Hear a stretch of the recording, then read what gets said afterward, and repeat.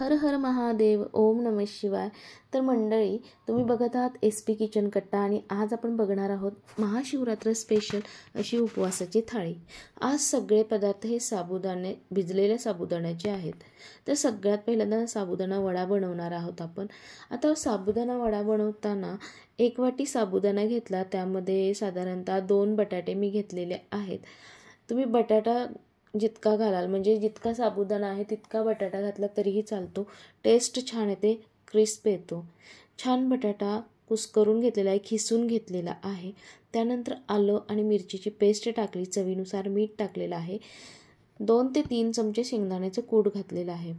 तिखटाचं प्रमाण तुम्ही तुमच्या आवडीनुसार कमी जास्त करू शकता। घरामध्ये लहान मुलं असतील तर थोडंसं तिखट कमी ठेवतो आपण, तर त्याच हिशोबाने मी इथे तुम्हाला दाखवलेलं आहे। आता बघा, हाताने ते छानपैकी कुस्करून घ्यायचं आहे। सगळे जिन्नस एकत्र एकजीव करून त्याचा एक छानसा गोळा बनवून घ्यायचा आहे। आता गोळा बनवून एक 5 मिनिटं रेस्टला ठेवायचं। तोपर्यंत कढईमध्ये तेल काढून कढई छान तापायला ठेवायची आहे। कढई तापायला ठेवली। आता आपण इथे आपल्याला हवे तितक्या छोट्या मोठ्या आकारामध्ये वडे बनवून घ्यायचे आहेत। गोल गोळा बनवून थोडासा थापून घ्यायचा आणि असा छान कटलेट शेप बनवून घेतलेला आहे वड्यांचा। आता बघा, आपल्याकडे ना उपवास म्हटले की व्हरायटी असते माणसांची पण, म्हणजे कोणाला काय हवं, कोणाला काय हवं, वेगळं वेगळं हवं असतं। तर अशा वेळी तुम्ही ही थाळी नक्की ट्राय करा। त्यासाठी हा व्हिडिओ शेवटपर्यंत पहा आणि चॅनलवरती नवीन असेल तर सबस्क्राईब करा।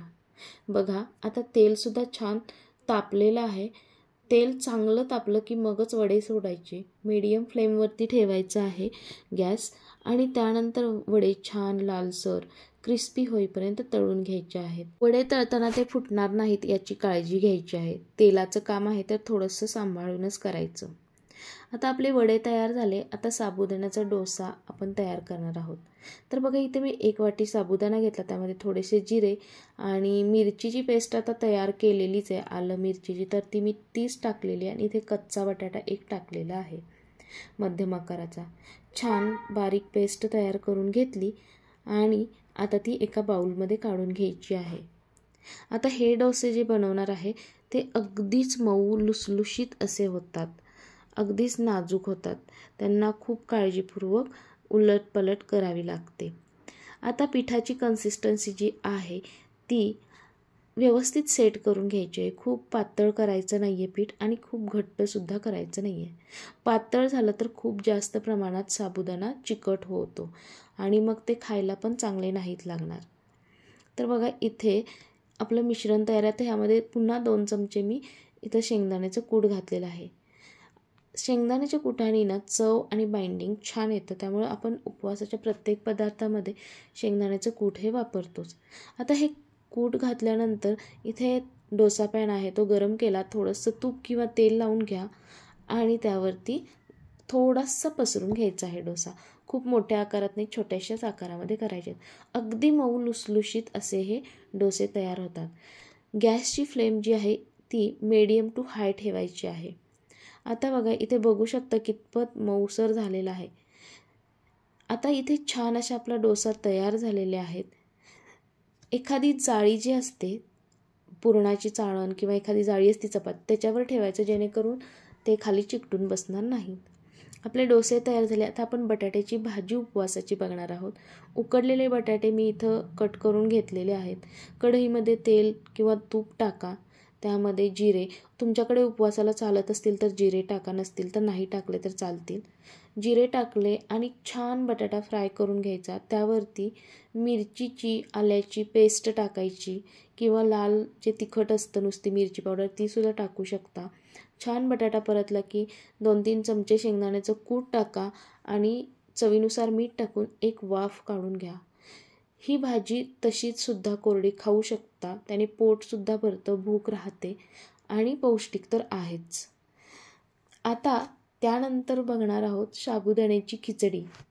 खिचडी सगळेच बनवतात, पण खिचडी बनवताना बऱ्याच गोष्टी आपल्या मिस्टेक होतात किंवा काही चुकतात आणि मग खिचडी आपली चवीला चांगली होत नाही किंवा चिकट होते किंवा कच्ची राहते, काही ना काही प्रॉब्लेम होत राहतो। आता मी तुम्हाला यामध्ये ना टिप्ससुद्धा सांगणार आहे। आता सगळ्यात महत्त्वाचं काय, कढई छान गरम झाली की त्यामध्ये तेल तूप जे वापरणार आहे ते टाकायचं, गरम करून घ्यायचं. त्यामध्ये तुम्हाला चालत असतील उपवासाला तर जिरे टाका आणि शिजलेला किंवा कच्चा बटाटा जो असेल तो एकदम खरपूस छान असा भाजून घ्यायचा. त्यानंतर त्याच्यावरती बारीक केलेली मिरची किंवा कट केलेली मिरची टाकून घ्यायची आहे, किंवा लाल तिखटसुद्धा वापरू शकता, फक्त मिरची पावडर.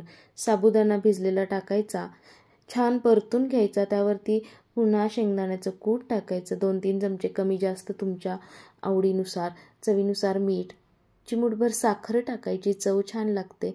आणि सगळं झाकण न लावता मस्त मोठ्या फ्लेमवरती साबुदाणा भाजून घ्यायचा. असं केल्यानं आपली जी खिचडी आहे ती अगदी मोकळी सुटसुटीत अशी होते, चवीला उत्तम होते आणि त्याच्या नुसतं दिसण्यानेच तुम्हाला तोंडाला पाणी सुटेल इतकी अप्रतिम होते. आता सगळी खिचडी तयार झाली. चालत असेल तर कोथिंबीर वरून टाकू शकता खिचडीवरती. काही लोकांकडे चालते, काहींकडे नाही. चालते तर टाका, नसेल तर राहू देत.